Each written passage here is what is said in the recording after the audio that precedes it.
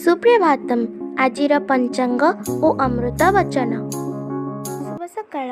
ଆଜି ଦିନର ପଞ୍ଚାଙ୍ଗ।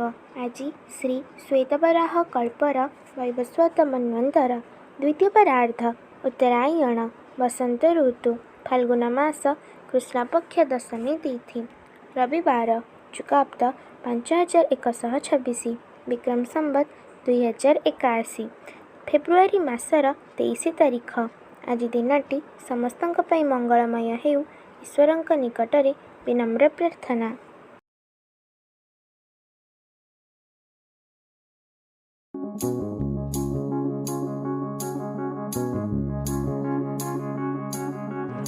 ଯେଉଁ ପୁରୁଷ ଶ୍ରୀମଦ୍ ଭଗବତ ଗୀତାର କିୟଦଂଶ ପାଠ କରିଛି, ଟୋପାଏ ହେଲେ ଗଙ୍ଗାଜଳ ଯିଏ ପାନ କରିଛି, ଯିଏ ଜୀବନ କାଳରେ ଥରେ ମାତ୍ର ଶ୍ରୀକୃଷ୍ଣଙ୍କର ଚରଣବିନ୍ଦକୁ ସମ୍ୟକ୍ ରୂପେ ପୂଜା କରିଛି, ତାହା ପାଇଁ ଯମାଳୟରେ ଆଉ କିଛି ବିଚାର ହୁଏ ନାହିଁ।